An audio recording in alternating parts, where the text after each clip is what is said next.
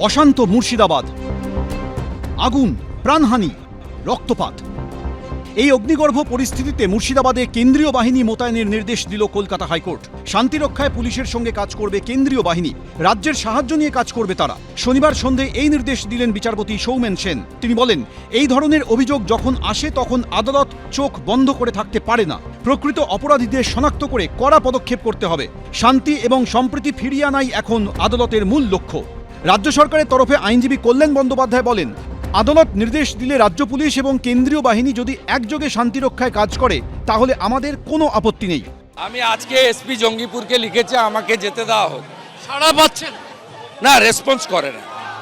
এবং মুখ্যমন্ত্রীকে, মুখ্য সচিবকে কাল বলেছিলাম যে এটা পলিটিক্স নয়, ইগো নয়, সামনে ভোট নেই, আপনি ল অ্যান্ড অর্ডার রেস্টোর করুন, আপনার পুলিশ ফেল।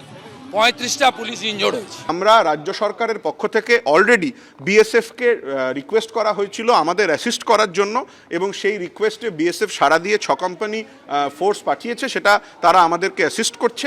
এই ক্ষেত্রেও আমরা যে সেন্ট্রাল ফোর্স যারা থাকবে তারা রাজ্য সরকারের কোঅপারেশনে আমাদের রাজ্য সরকারকে সাহায্য করবে যাতে নাকি ল অ্যান্ড অর্ডার মেনটেন থাকে।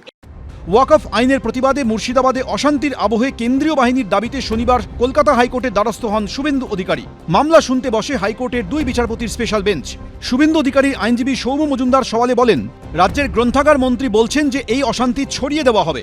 বিএসএফকে ডাকা হয়েছিল কিন্তু জেলাশাসক তাদের কাজ করতে দিচ্ছেন না। তখন বিচারপতি সৌমেন সেন জানতে চান, এখন কি চান? তখন শুভেন্দু অধিকারীর আইনজীবী বলেন, কেন্দ্রীয় বাহিনী মোতায়েন করা হোক, রাস্তায় প্রতিবাদ বন্ধ হোক। বিচারপতি সেন জানতে চান কোন কোন জেলা স্পর্শকাতর। শুভেন্দু অধিকারীর আইনজীবী বলেন, সাধারণভাবে সেটা আমরা এবং পুলিশও জানে।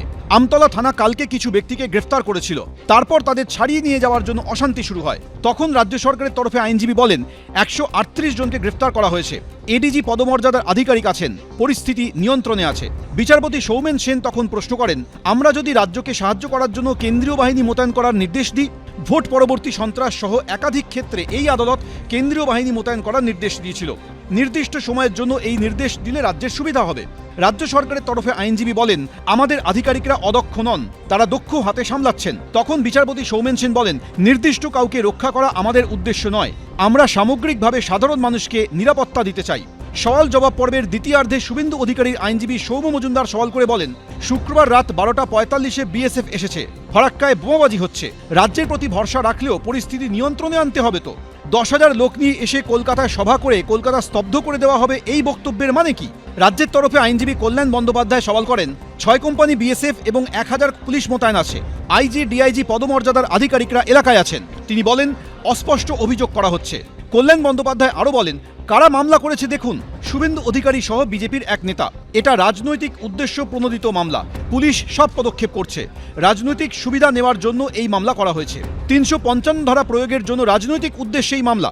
রাজ্য সরকারের তরফে আইনজীবী কল্যাণ বন্দ্যোপাধ্যায় বলেন, কয়েকদিন আগে যাদবপুরে পুলিশকে মারা হয়েছে, ডিজিপি যাচ্ছেন মুর্শিদাবাদে। রাজ্য সরকারের আইনজীবী অর্ক কুমার নাগ বলেন, ধুলিয়ানে বিএসএফ মোতায়েন আছে। রাজ্য সরকারের আইনজীবী কল্যাণ বন্দ্যোপাধ্যায় বলেন, মুখ্যমন্ত্রী শান্তি বজায় রাখতে আবেদন জানিয়েছেন, শুভেন্দু অধিকারীর গতিবিধি নিয়ন্ত্রণ করুক আদালত। রাজ্য সরকারের তরফে আইনজীবী অর্ক কুমার নাগ বলেন, কেন্দ্রীয় বাহিনীর খরচের কথাও আমাদের মাথায় রাখতে হবে। তখন বিচারপতি রাজা বসু চৌধুরী বলেন, এই মুহূর্তে খরচের কথা ভাবলে হবে না। তখন কল্যাণ বন্দ্যোপাধ্যায় বলেন, আপনারা দুজনেই চান যেন কোনো প্রাণহানি না হয়, আমরাও তাই চাই। এদিন কলকাতা হাইকোর্ট নির্দেশ দেয়, চাইলে অন্য জায়গাতেও আইন শৃঙ্খলা নিয়ন্ত্রণে ডাকা যাবে কেন্দ্রীয় বাহিনী। কলকাতা হাইকোর্ট জানিয়েছে, এই অন্তর্বর্তী নির্দেশ বহাল থাকবে বৃহস্পতিবার পর্যন্ত। কেন্দ্রীয় বাহিনী মোতায়েনের সিদ্ধান্তের মধ্য দিয়ে এটা স্পষ্ট প্রমাণিত হলো যে পশ্চিমবঙ্গের যে পুলিশ বাহিনী, যার মন্ত্রী মমতা ব্যানার্জি, তাদের অদক্ষতা, অযোগ্যতা, অকর্মণ্যতা।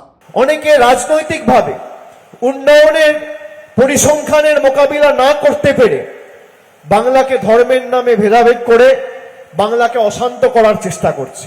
বাংলার কৃষ্টি সংস্কৃতি বজায় রেখে আমাদের এলাকার শান্তি, শৃঙ্খলা এবং সম্প্রীতি যাতে অক্ষুণ্ণ থাকে, আমাদের প্রত্যেককে সজাগ থাকতে হবে, সচেতন থাকতে হবে। কেউ কেউ চায় বাংলায় যাতে আগুন জ্বলে।